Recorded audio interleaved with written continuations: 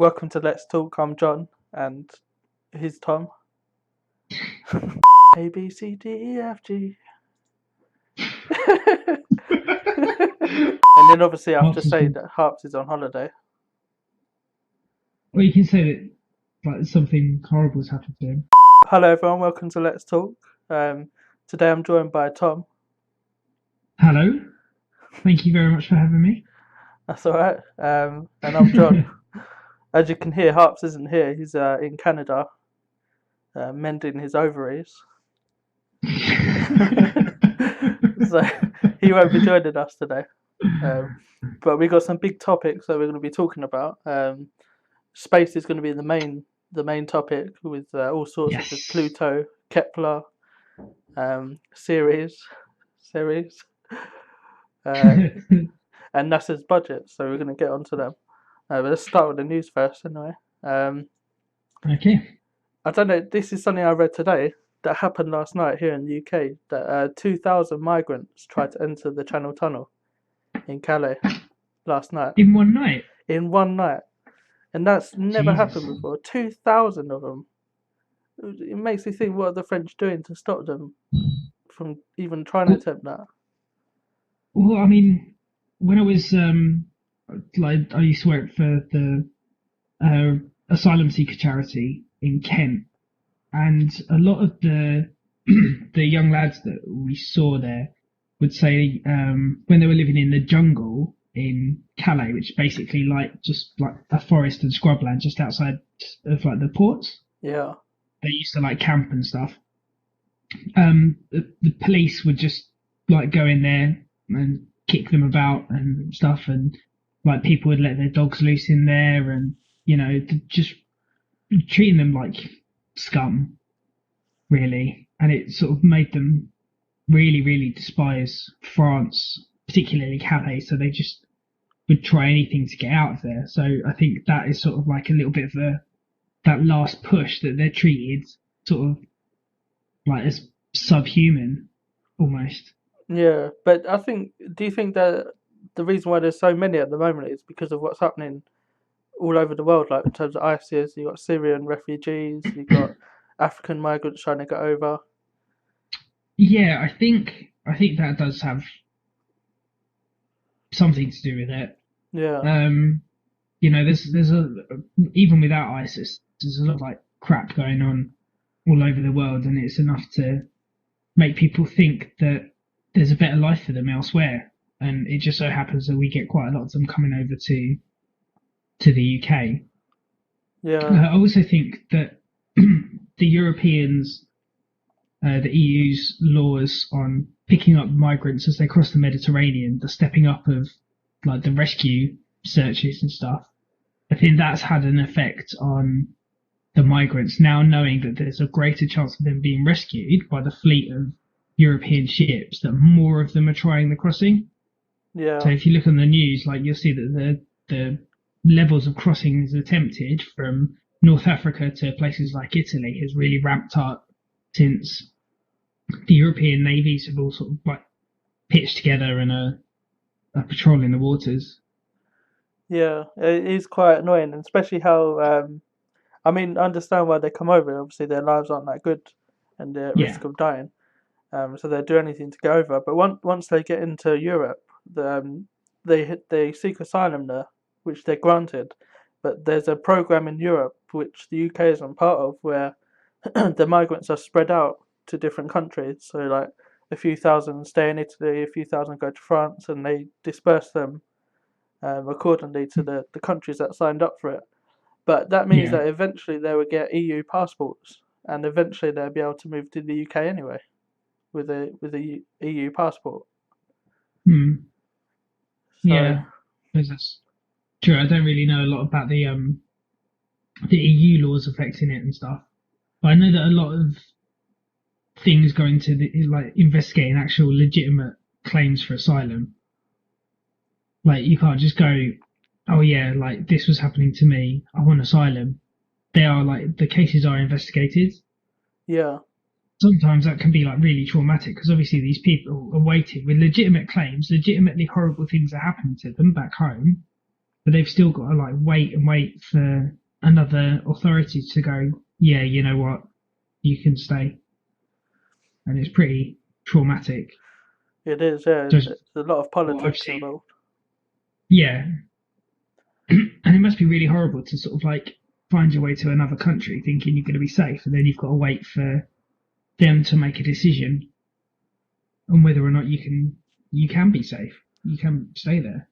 Yeah, And it's it's such a really touchy subject, and like at the moment there's always like there's a whole Islamophobia because of IS and stuff like that, and it's always the sort of minority. There's always a small group that give a bad name to everybody else, and I think that has a lot to do with sort of like the whole xenophobia that's going on in the UK at the moment.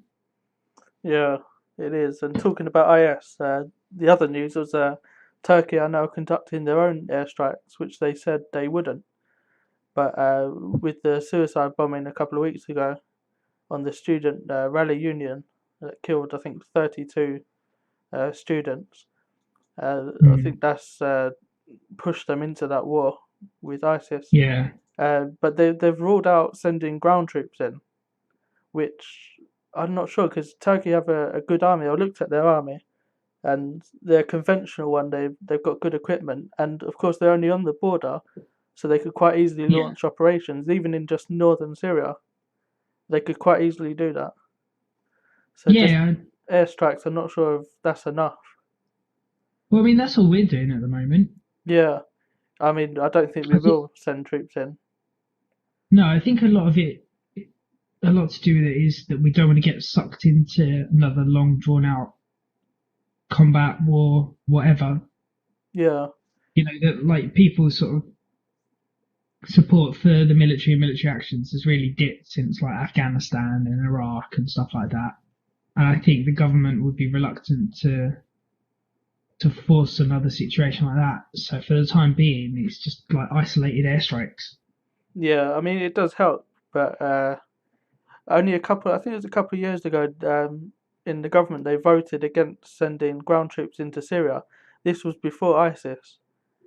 Yeah, To um, to topple Assad's like their regime there, and that was yeah, voted against, which is good when you think about it, because what a mess it is now.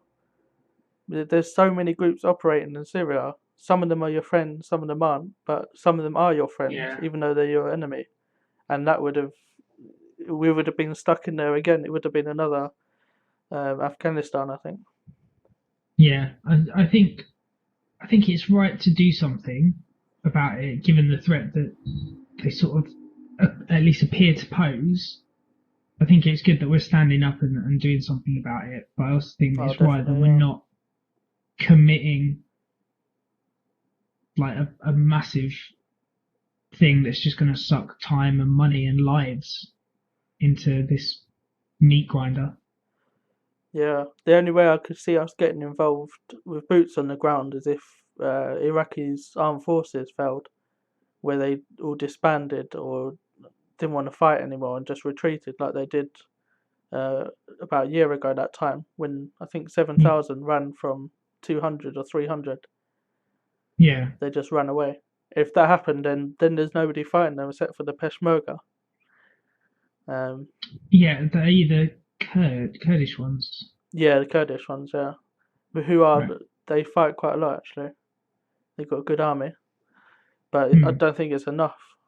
I think they need Western armies on the field there. Yeah,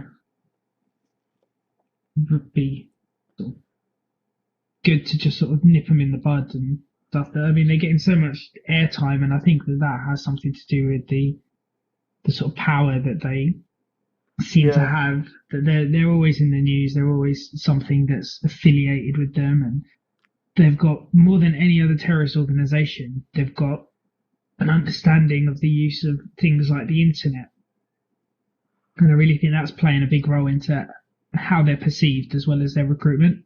without a doubt, yeah, without a doubt. Um, and I don't think we should be calling them IS or Islamic State because that's what they want to be called. We should call them something that Yeah, offends them. that doesn't Well, even recognise them as a state. yeah, David Cameron refuses to recognise them as the Islamic State. He says And ISIL, any of doesn't he? his, he either says ISIL or the so-called Islamic State. Yeah, I think that's So he's important to never say. fully acknowledging it. So in any of his press releases or interviews and stuff, he'll always say so-called IS. Yeah, I like that. That's what I'd do anyway. Especially the media as well, they should be doing that. Yeah, it's taking sort of power away from their name. Yeah, that helps a lot. Yeah. Alright, moving on then. We've done the news. We move on to something a bit more optimistic and nice, I suppose, in the topic of space. I suppose the big news in the last couple of weeks, or even few weeks, has been Pluto. Yes. As we're talking about this, I'll put pictures on the video, so if you're just listening, you can quickly check back and you'll be able to see different pictures of Pluto. But the ones that I've seen, the full colour ones, my God, it's amazing. It is impressive. It looks a bit like Mars. Some of it's sort of orangey, brownish colour, and it's got a north and south pole as well. And Okay. recent evidence showed that it's still geologically active, which is quite good. Yeah, I mean, there's not an awful lot of geologically active planetoids, or so they think. I mean, there's only a couple that they believe are still geologically active, sort of that far out. I think what is one of Neptune's moons? It like Triton, I think it's called. Titan, isn't it? Yeah, they think that is still geologically active. It's got like geysers of ice bursting out of the surface and stuff. Yeah. So it's cool that they think Pluto will also be. It is cool, and Yeah. there's also a heat source as well, which I'm not exactly sure what it is, whether it's a nuclear inner core that's generating heat to melt the ice that covers the surface every time it gets hit by a small asteroid or something. Because they haven't found any craters yet. None at all. No, which suggests that they're being healed each time. So that would suggest also that the ice is melting from inside and pouring onto the surface, then refreezing. So it resurfaces it all the time. So they're not really sure where that heat is coming from at the moment. But it makes you wonder. Yeah, I mean that is really cool that there's that going on. Yeah, there's also mountains that are 3.5 kilometers high, which also indicates geology and something that's active. Because the only way that you have mountains is when plates start to move and start to push up to create the mountains. Yeah. So that's pretty cool to think that there's mountains that far away. Yeah. It's weird to think that like it's not just you sort of look at it from a basic level. You'd look through like your telescope at home and stuff, and you just see these spheres that appear to be like perfectly smooth and stuff from such a distance. And it's only when you can sort of get closer or you've got that sort of powerful telescope that you can really appreciate what is going on. Like you see all the craters and things like that, and like mountain ranges, which is it's all awesome. Like it's cool to get a better understanding of like our wider world. And when you think about it in terms of sort of like astrology itself, the like solar system, so up to sort of like Pluto, is really like on our doorstep. Yeah. Even though it's taken like the satellite years to get there. Yeah, it did. I think it's a decade. Yeah. Almost. Yeah. But if you think of it in sort of like a grand scale of things, they are just on our doorstep. Yeah. So it's good to get a better understanding. But there's a lot more data as well that we've got to get, and just to put this into some perspective, the data being sent back from that probe is at 3 kb a second, 3 kilobytes a second.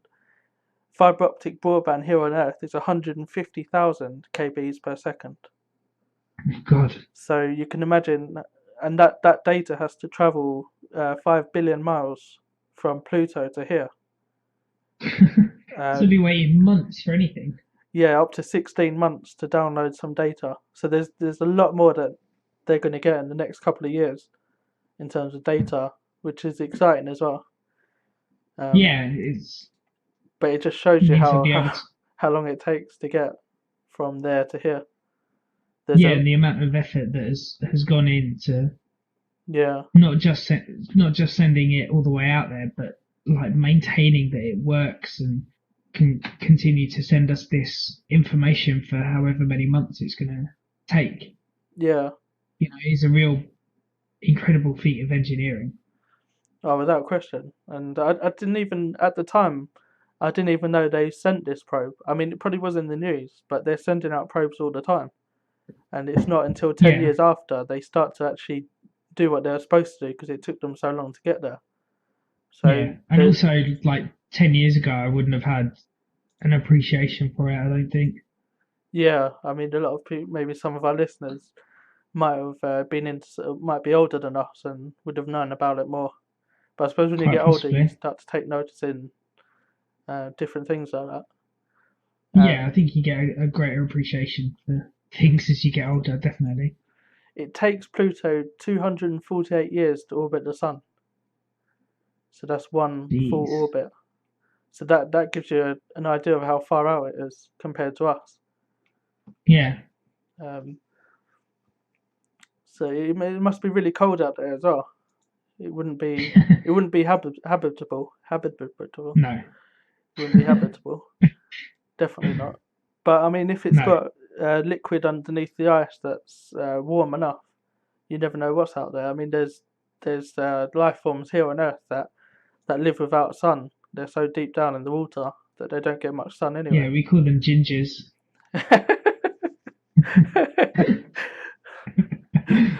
That wasn't very nice. I apologise for any of our ginger listeners. Just banter, I suppose. Yeah, but yeah, I mean, it is crazy to think that it would be that cold, but like, I don't know. I suppose you never know where like technology is going to get to in the future. They might develop a way of building something to support life on there. Like I know they're trying to build habitation blocks for a manned mission to Mars. So who's to say that in the future they won't be able to do a similar thing for more hostile planets? Possibly, yeah. And if they're like humans, we can adapt. I mean, we can live in the North Pole, which is in the minus most of the time. We've got technology that can heat rooms, and we've got jackets that keep the cold out, and so you can adapt to a certain extent. You can even create your own artificial domes that could have oxygen in them, so an atmosphere that's perhaps not the same as what the planet you are on. Say Mars, for example, you'd have oxygen tanks and things like that. So you can adapt to it to a certain extent, but sometimes it probably wouldn't be financially viable.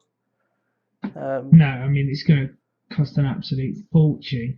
Definitely, yeah, a lot. So I mean, I mean, with the thing to Mars, I heard rumors, and they could well just be rumors, that they were going to televise bits of the Mars One project. People, on the Mars One project, to help fund it. That there would be parts of it that would be televised, like while the volunteers are doing whatever it is that they'll be doing. Yeah. Which I don't know how I feel about, because I'm not a big fan of reality TV on the one hand, but on the other hand, it's a first like glimpse of what life would be away from this planet. You know, the only other time that we've had that is occasionally when we get video footage from the International Space Station or the moon landings. That's it. That's our only sort of like real video evidence of people being away from Earth.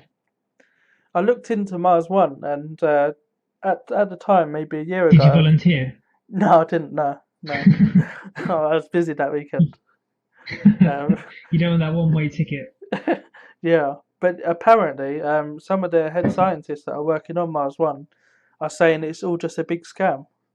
That the guy that Yeah, they haven't. The guy that created the project hasn't been seen since the start, and he doesn't talk to any of the scientists, and he can't be bothered with it. So I don't think it's going to get off the ground. No pun intended. Um, I'm really not sure, but it's a But worthy project. yeah, but I hope those like if it's not going to go ahead, I hope the volunteers haven't already been chemically castrated because I know that that was Yeah, part of the deal. Get in. So to have that done, and then they go, oh, you know what, guys, we're going to cancel the whole project. But you no. you cut my bowels off, mate. Yeah, I hope that wouldn't have happened just yet. Um, Talking about the funding, there's a massive gap in the funding. I mean, they need billions and billions of dollars, and in the last year alone, I think they've raised something like $2.5 million, which Is isn't this the enough. Mars One project? Yeah, that's clearly not enough to do what they need to do to No. even get there. The amount of energy it takes, and that's why they can't come back because the amount of fuel you'd need to propel something to go to Mars and back, you'd need more fuel to propel the return journey as well, which you wouldn't be able to propel in the Yeah. first place. Yeah, I mean it's bad enough trying to send a ship out of our orbit. The amount of fuel that it takes Yeah, to do that even yeah. So, is extraordinary. but it's good that there's private projects that are doing that because we can move on to the NASA budgets now because this sort of links in with it. NASA's budget this year was $17 billion for this Now year. this is gonna just highlight my ignorance and sort of lack of research before tonight's show. Did NASA not close down? I thought it had closed down at one point fairly recently. It did, yeah, during the government shutdowns, but that was only temporary. But it's running. Okay. I've read their document on their budget on their website. Um, so at the moment it's standing at $17 billion, which is 0.5% of their of the U.S. government's $3 trillion budget a year. Jesus. So it's barely a scratch. But I guess in the past, if you go back to the 60s, they were spending 5% of the country's budget on space travel, whereas Yeah. now it's 0.5. So they're slowly closing it down, it seems. But looking at their Yeah, I mean, sorry, go on. uh, budget highlights, these are pretty good. So I'm going to surprise you with these. Um, Right. so NASA's activities intend to send humans to an asteroid by 2025 and to Mars in the 2030s.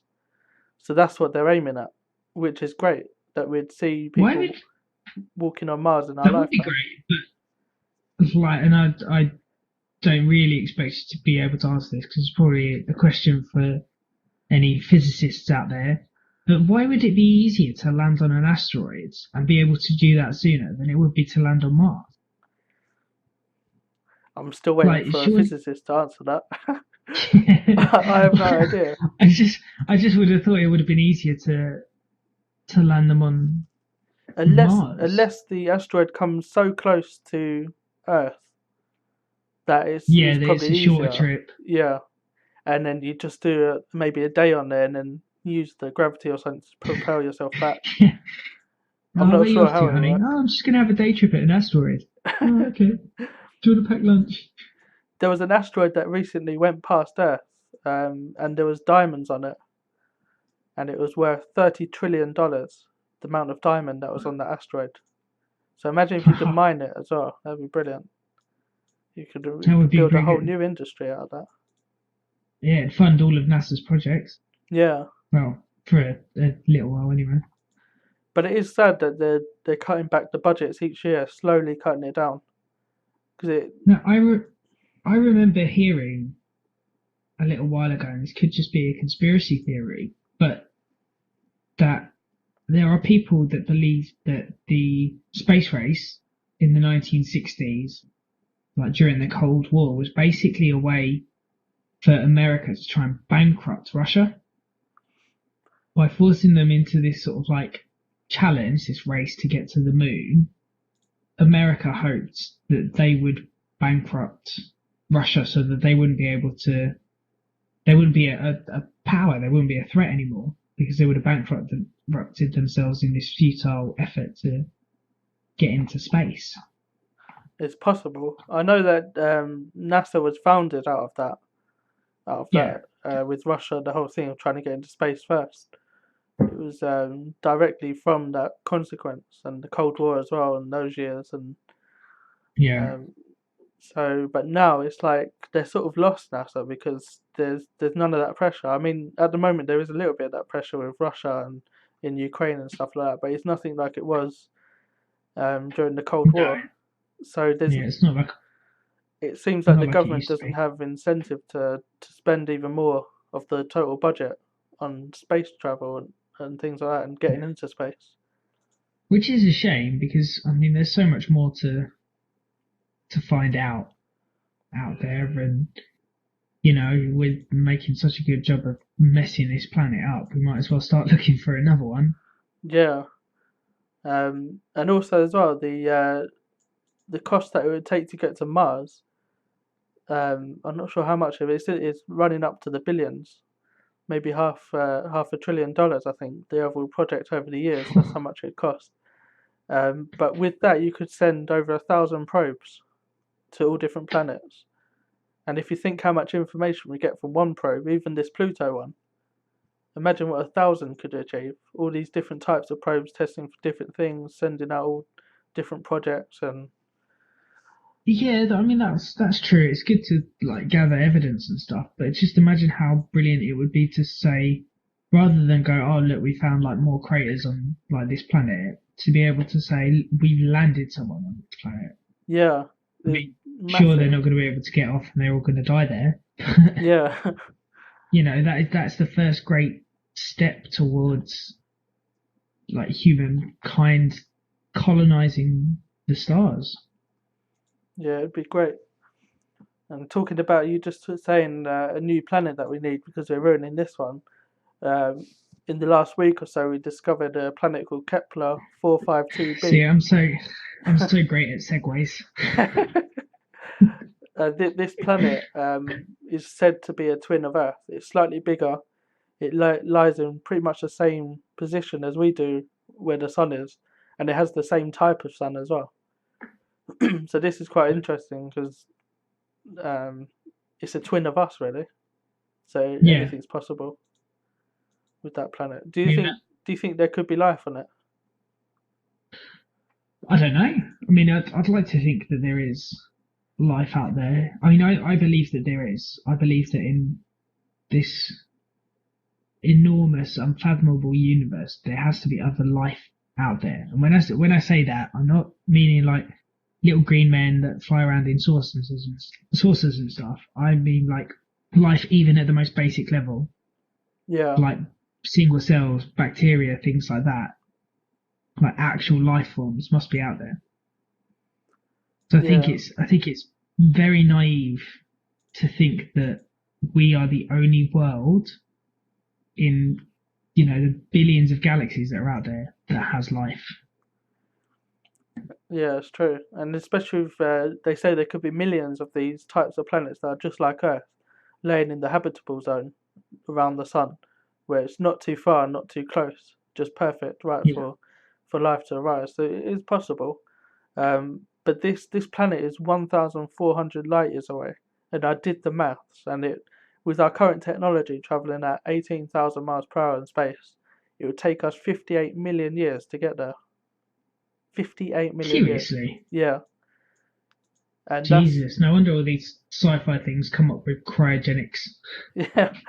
So it's kind of upsetting that we'd never be able to send a probe there unless we could, even at the speed of light, it would still take 1,400 years to get there, which is apparently is the limit speed of light. Hmm. So that's kind of Unless we upsetting. develop like warp speed and all stuff like that. Yeah, but I think we're quite a way off that, especially when budgets are being cut left, right, and centre. So you don't have the money to invest in these sorts of projects. Um, Yeah. We'll get there one day. I mean, you and I won't be around to see it. well, you never know. Uh, Well, unless we reach the level of technology where we can pass our consciousness into a machine, then we might have a chance. Yeah, that'd be great. And then you're literally just changing bodies then, aren't you? I don't know how I'd feel about that. I But don't know. Maybe as I get older and life's end is looming before me, I might be a little bit more convinced yeah, well, that I'd like to. We never know what will happen. No. Something you probably heard about in the news. Stephen Hawking, Professor Stephen Hawking, has teamed up with a Russian billionaire to fund $100 million quest to find ET by 2025. Okay, Um, this I did not know, yeah, this is but it 100% true. sounds awesome. Yeah, it's brilliant. So this is a new initiative that will score 1 million of the closest stars to Earth with powerful radio telescopes to listen for alien transmissions.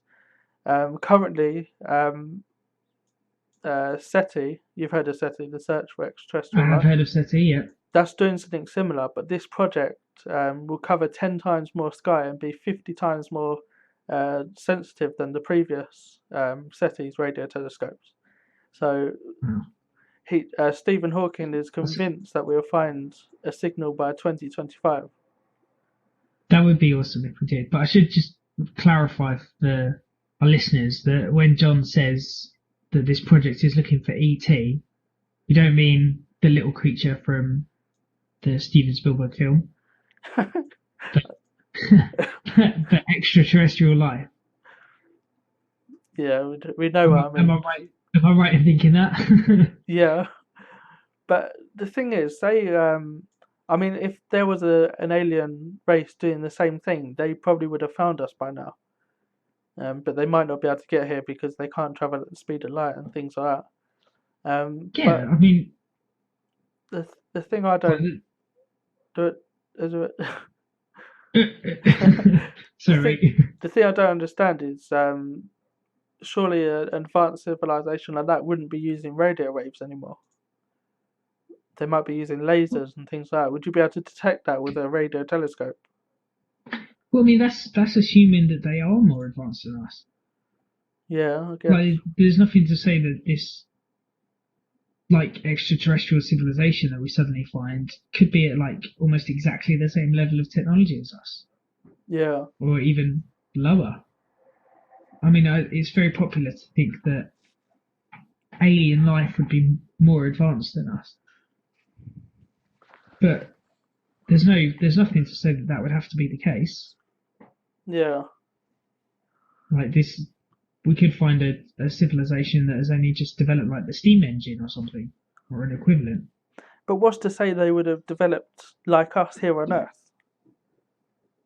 I think it's because that's the easiest comparison for us to make. Because we don't know what we find out there, what is out there. Do we have to sort of like draw on what we've got here to make assumptions? And I think it's easier to do that, like comparing what we already know in our lives that's like around us, than it is to think of something entirely different. Yeah, I suppose. But I mean, different sets of circumstances, different gravity, and different different things on their planet might create different types of technology. So, Yeah, but it's a valiant attempt. I mean, if there's that many planets out there and that many solar systems, the chances are that one may be similar to us in that sense, and yeah, using radio because it travels at the speed of light, which is the fastest any information can travel. So I reckon we'd still be using radio in maybe a few hundred years because it works perfectly here. yeah, So I yeah. If it guess ain't broke, don't fix it. that's right. Yeah. So I guess they could still be using it, just like how we would probably still be using it because it doesn't. You can't really perfect on that. I mean, you can improve No, the signal and things like that, but in terms of the speed it travels, the speed of yeah, light hasn't been proven to. You can't go faster than that. yeah. It's basically as good as it's going to get. It's just sort of tweaking it, isn't it? Yeah. So we can talk about series, series, Ceres. series. Yeah. Yes, so Ceres is to my understanding, a dwarf planet, and it's the closest one to us, and it lies in the asteroid belt between Mars and Jupiter. That's right. Yeah, it's considered Yeah. as an asteroid, but at first it was when it was discovered, it was thought to be a dwarf planet because it orbited like a planet, sort of in between Jupiter and Mars. So, but it's actually an asteroid, but it's quite a big one. Hmm. Um, Yeah. It's big enough for them to want to send things out to go and research it. yeah, and the interesting thing about this is that the Dawn probe, which was launched in 2007, has found some strange things on the planet, which I'll put a picture up on the video now, so you can see that. Um, really weird lights on the planet, which I mean, we're getting closer and closer to it at the moment, and only next month they're going to be starting the lower orbit, so there'll be even better pictures that have been taken. What do you think the lights are? I don't know. Like it would be really, really cool if it was like some sort of civilization and stuff. I think the prevailing theory is that it's some form of ice Yeah, that's right. um, that's reflecting light back out, so it appears on like the photos as like these really bright spots. Yeah,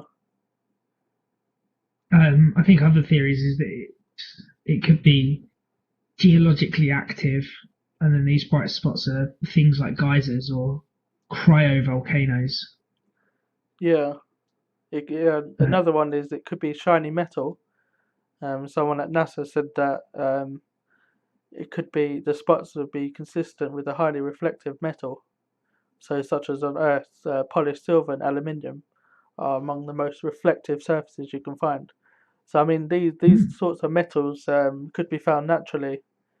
Obviously, not polished silver and aluminium, but metals anyway on the surface. And if it's in a crater, that would mean that it's been hit by something and exposed the metal at the bottom. So, I mean, that could be it. I mean, you get a lot of people yeah, saying it's alien signaling with lights and things like that. But the latest pictures, the high resolution ones, obviously show that it's not a fixed light. It's sort of you can see that it's a surface that's lit up. yeah, So that would go with the theory that it's reflecting either it's ice or metal, something like that. yeah. I mean, either way, it still proposes some interesting things. I mean, if it sort of like does, we do find out, we do conclude that it is various types of these metals that are occurring naturally elsewhere. And it's probably then a step in the right direction towards eventually mining things in space, Yeah, which we're probably going to have to do anyway as we use up like the resources, limited resources that we've got here. We'll have to look to the stars and then start mining things. there was talk. NASA said that they could potentially bring an asteroid into orbit around the moon, and they could quite easily mine that. And if it went Yeah, out of but what if it control, goes wrong? yeah, they would do it in such a way that it would hit the moon if Yeah, something but that did would go wrong. still, surely that would still have devastating effects for us here. Maybe, but I mean, if it's not that big, maybe a kilometer wide, and you think how big That's the moon. still pretty big. Yeah, but I mean, it would just create another crater on the moon, which Yeah, wouldn't be too true. bad, and it would help us as well. It would help the asteroid would be broken up, so then you can just go down and pick up the diamonds and bring them back. Space diamonds. Imagine how much they would cost. Yeah, that'd be pretty cool, especially if you had one. Yeah, and what thing I was going to ask you about? You know, some websites they sell an acre of the moon. Yeah, Is that legally binding? So, do you actually own an acre on the moon, or is that I just a do. gimmick? I think it's just a gimmick. It's like when people buy you stars. The It's like you whole star can't. system. I can't think of Yeah, anything you can better than pick. that. Yeah, there's websites where you can buy stars or have stars named after people and stuff like that. And I think it's all a little bit of bollocks, really. Like I don't think it's going to hold up in a court. You know, If so, like most of the, I would imagine that most of the stars that we can see in the night sky already have names, and it's just an internet gimmick. Yeah, I was So thinking like when that it's because nobody owns the moon and nobody owns asteroids and things like that. no, no. Well, I mean, I think America likes to think that they own the moon because they've got a flag in it. Yeah, but I think what they should do, all the agencies, is that when they go to these places, they claim it for humanity and not just the country. Like they claim it for Yeah, everyone. yeah, but That'd be I nice. mean, it would be nice, but at the moment in the world that we live in, it's sort of like everybody for themselves. It's all the countries for themselves. Yeah, We need a common enemy, like an alien species. that would draw And us all together. yeah, and then we can go and colonize the stars. Which I think we're a long way off colonizing the stars. I mean, it's a Oh, shame. gotcha. It's a shame we're born into an age where we're not doing much. I mean, we will be going to Mars and stuff, and China said that they're going to try and put a man on moon by the 2020s, the late 2020s. So there's a lot of these projects that are going on. But I mean, Yeah, imagine we're in the never going year to see them come 4000. to fruition. Yeah, imagine what it'd be like then. I suppose Yeah, if you go back to Galileo and all them, I bet they envy us that we're born in the future. But now we envy people that are born in the future here because well, we, I mean, you never know. It could be an absolute shitstorm. yeah, maybe, yeah, we could absolutely mess up the planet for the people that follow. yeah. We're not far off doing that anyway. Well, all it takes is a button though of nuclear warfare, and you've completely Yeah, messed the that'll whole thing up. that'll that'll cause some issues. Yeah, Definitely, that'll cause some issues. yeah. I do wonder though. The moment that button is pressed for nuclear war, that's it. It's all over. As soon as one of them are fired, But that's it. I suppose it's who fires it. Yeah, but I mean, say if Russia fired the first one, the US are going to fire 200 a minute at Depends Russia. who Russia fire it at. What if Russia decide to randomly nuke North Korea? I don't think anybody would have a problem with that. I'd feel sorry for their people because obviously it's their leadership that got them in that mess. So it's a shame you It couldn't is, nuke yeah. him only.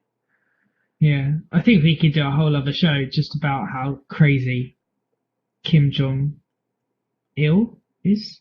Yeah, Kim Jong Il. Yeah, No. but Wait, he which Kim Jong are we on now? he's No, it's Kim Jong Un, isn't it? King. Yeah, I think so. He's in his 30s, that youngish one, the one who's amazing Yeah. at golf and all sorts of things. Yeah, didn't he get 12 holes in one in I his first think ever round of golf? I think it was 18. I heard, Wow. and he did it with one It's hand. amazing. I would just like to confirm that having Googled the leader of North Korea, I can confirm that it's Kim Jong Un So, that we're on at the moment. which was the other one Kim then? Il was it? King Jong Il. Kim Jong Il was the one famously lampooned in Team America.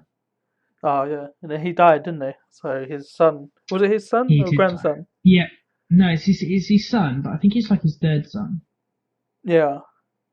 So the other ones were probably fed to dogs. Like he fed his uncle to a dog. I heard. His uncle was a Oh. military commander in North Korea. I think last year he disappeared, and the rumors are that he fed him to dogs, killed him. I mean, there's some strange rumors coming out of North Korea. We can't believe them all. Yeah, it'd be great if the people stood up. I mean, there's millions of them. If they stood up Yeah, and wanted it wouldn't freedom. surprise me if they tell their people that they've already colonized the moon. Well, they did, didn't they? They've got a moon base and a Mars base, according to Kim Jong Un, that he created himself in a weekend. Where are you going? Oh, just doing a day trip to the moon. Gonna build a base up there, as One you do. one thing I wanted to say was to do with the sun, because eventually it's going to Yeah. burn out, and then we'll probably by then be able to go to a different star system and find a habitable planet and do the Well, I same mean, there. it's what? Fuck it up. Well, hopefully by then we won't be doing that, but use their Well, sun I as mean, energy and then move on to I a don't, different one. I don't think the sun's going to burn itself out for thousands of years, is it? I think it's the Or millions of is years.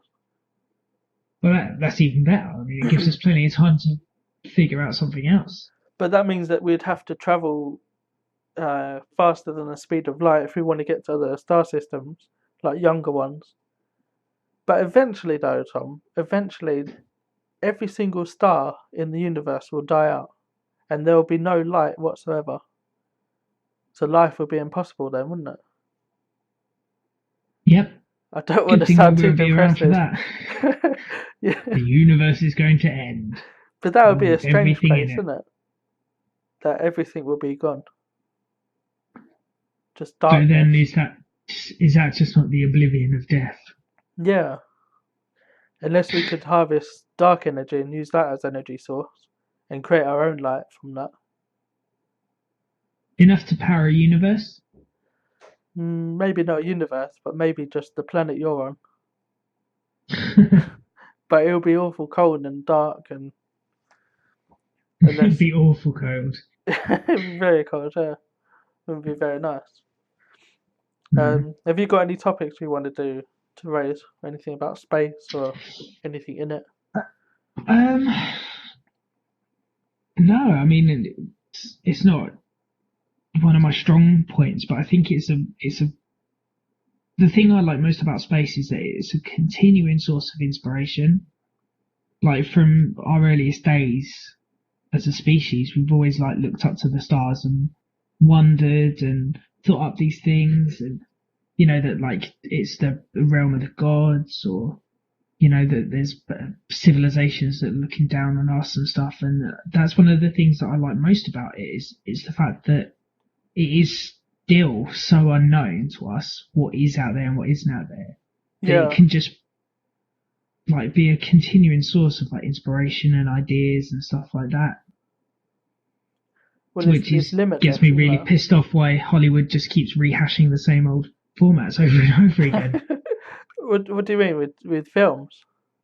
Yeah, as much as I love Jurassic World, even it is just rehashing the same old stuff and things Yeah. like that. Like, just get some new ideas, people. Well, have you seen Interstellar? I have seen Interstellar, and I thought it was a very, very good film. Yeah, I did really enjoy. Have you seen Gravity? Um, Only like the first like 40 minutes that I watched with you. Oh, in Ireland. Yeah, before we went to the pub. Yeah. Um, that's a really And good film as well. yeah, and I quite like those films that have got like an element of realism Yeah. to it. Um, a little like slightly off topic of ones that have got realism to it. So I'm a fan of the hit show Firefly and the film that came after it, Serenity. And Yeah. they were the first things that I saw that were set in space that stayed true to the fact that there's no sound in space. So when you're seeing all like these spaceships fighting and stuff, there's no sound to it. You see all the ships explode and stuff, but there's no noise. Yeah. And I thought Just that how was it would really be. good. Yeah. Yeah, I mean Star Wars is great. Love Star Wars, but you still get all the noises from the X-wings as they're shooting and stuff. But that wouldn't happen. There's no air in space, so there's no sound. Yeah. With Gravity, does a good job on that as well. That you Yeah, see all the explosions and things like that, and there's absolutely no sound whatsoever. But realism is good in films like that because it to an makes you extent. realize Yeah, what it would be like in space doing them things. yeah, yeah, definitely. What other film was that? That was like that. Can't think of what it was. Well, I think Not Armageddon, was it?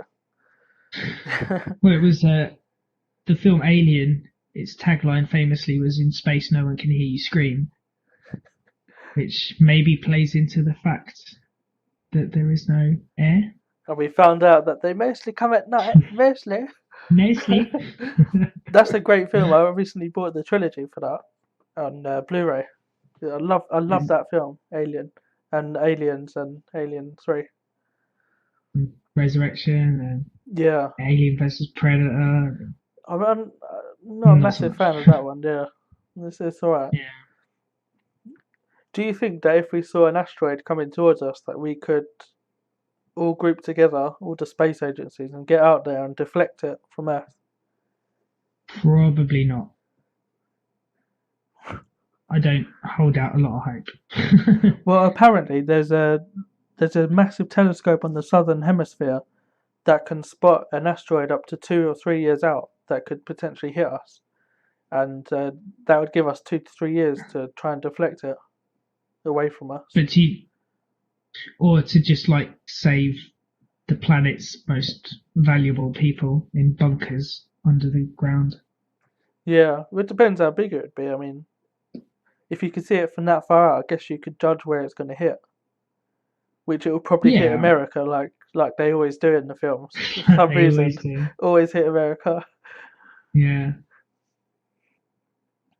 Did you hear they're doing a new Independence Day film?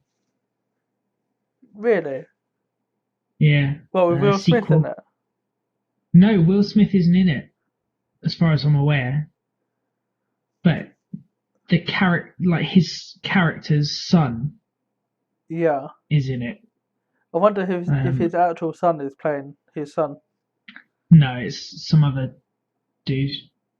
But I believe Jeff Goldblum's back in it. Really? That'd be Yep. interesting. And I guess it'd be coming out next year. Uh, might be the year after. But do you see what I mean about Hollywood rehashing things? They Yeah. didn't need to do an Independence Day sequel. Yeah, I get what you mean. They do that with a lot of They're films, just actually. cashing in on nostalgia. Yeah, but is it? I don't know. Sometimes it ruins it a little bit. You know, like with 3D and stuff like that, Yeah, and it gives you a totally new experience to what that nostalgia originally was. That it kind of yeah. ruins it in a sense. I mean, sometimes they're good, but It's like when they usually they're not. re-edited. It's like when they re-edited the original Star Wars trilogy, and yeah, they made some mistakes there. Basically, what happened was it was Han that shot first. Han definitely shot first, and then they edited it so that the alien Greedo shot first to make Han look like a good guy, Okay, where originally he just shot the alien. He just shot Greedo. you just shot him Just shot him. in cold blood. No, there was a little kerfuffle, but yeah, when they rehashed them in the like 90s, I think it was, they decided to make a change so that it was Greedo who shot Han first, so that Han looked like he was doing it in self-defense Ah, because they didn't want Han Solo to be a cold-hearted murderer.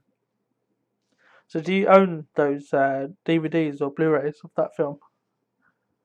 I got the videos, the original videos, The but then I've VHS. also What's a video? VHS, VHS precious. But then yeah, I've got the updated DVDs and stuff. Yeah, yeah. I find it, say with technology now, I like to buy Blu-rays now and have all my favorite films in Blu-ray, but eventually there's going to be something that's going to take over Blu-ray, something Yeah, I think better. streaming is sort of like the way to go at Yeah, the moment. and that's a shame With because it's everything. nice to have the physical copy, like the Yeah, artwork on the case and everything like that. I'm the same with books.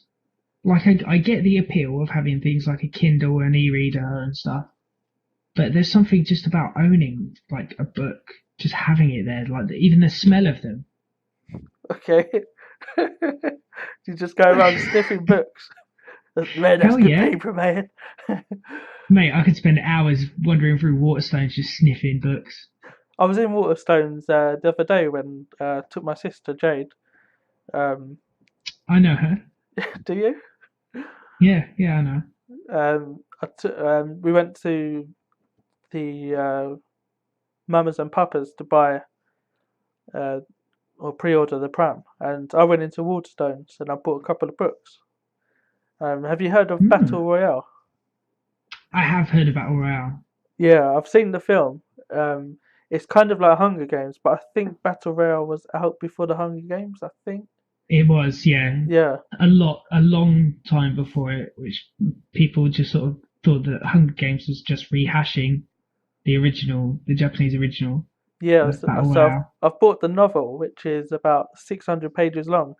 But the amount of the artwork on the front and even inside, it shows you the map and the zones, and it tells you about all the students. It's got such great artwork inside the book, and you wouldn't get that with the Kindle. I mean, you might get the artwork, but it's not the same feel as holding the book. no, I'm definitely a fan of actual books themselves rather than just the technological one, Yeah. the technological versions. So we're coming up to an Mostly, hour now. mostly because of the smell. Yeah. You just go out and sniff your books. Right, so Mate, try it. There's nothing like it. we're coming up to an hour now. So we'll cut off the show eventually. There's a few minutes left, so if there's anything you wanted to add or say, anything that you've thought of about space, Uh, how vast it is, uh, surely there's something. I can't. Nothing sort of springs to mind. Like as I say, like the whole just using it as a source of inspiration and stuff is something that appeals to me greatly, and has done it the whole human race. I think that's the driving force between our exploration is that finding out what could be out there. We're all coming up with different ideas and theories and stuff like that, and it spawns so much just from us looking up. Yeah, that's true. I wanted to say one thing as well, similar to what you're saying, but if we keep cutting budgets to do with space, eventually it's just going to stop and we won't be making any progress. So there's going to be almost like a dark age of 100 years where we didn't discover much in space because the money wasn't there. And that would be a real Yeah, shame because there's so much that you can get out of space. I mean, you go to Mars and you invent 200 different technologies that can be used by people on Earth as well. They're like byproducts of that project. And you simply wouldn't yeah, get those things if you don't invest in it. So I think it's really important that yeah. we do. Yeah, it's. I mean, I don't envy the people that have to come up with budgets and stuff, but I do think that like we as a people, I don't expect it to be as like just one country doing it, but if we just as like a species were to do it, I mean, I know that's sort of like naive wishful thinking on my part, but it would just be like beneficial to everyone. Yeah, but I guess it would be if you look at if you found an alien planet and they weren't doing anything to do with space, and we looked into their planet and found that people that were living on this part of the planet didn't like the people that are living on the other part of the planet, so they didn't club together and go to space, we'd sort of laugh at them and think that was petty. Yeah. And we're doing that right now. We I don't think we'd ever team up with Russia in a massive space project, which is a shame. No, I can't imagine that Because if we combined everyone's happening. budgets, China's budget, the USA budget, the European Space Agency's budget, Russia's budget, you'd have billions and billions, maybe even $1 trillion for a space project. And with that amount of money, Jesus Christ, you could send probes everywhere. You could go to Mars. You Yeah. could do everything. But then I suppose it's deciding who takes charge. Yeah, I guess there's always going to be that. There's always going to be issues. Yeah. We as a species are doomed. That's it. That's my final thought. We're all fucked. Okay, on that note then, thank you, Tom, for joining us on Let's Talk. We should be doing Thank you very another. much for having me. That's all right. We should be doing another episode soon on the debate with religion and creationism, especially, and science. Yeah, that's going to be interesting. That would be really interesting. We're It trying to will find a be. priest that will come onto the show, but so far we haven't found one. But Yeah, we're all preoccupied. yeah, talking to God. Anyway, Yep. so thanks for joining us. You can write in the comments as well to talk about any of the topics that you heard today, and we will get back to you in the comments and almost have a little debate in there about what you heard and maybe things that you want to add personally. So anyway, thanks for listening. Yeah, always looking for ideas. Yeah, okay then. Yeah, so thank you. That's alright. See ya. See ya.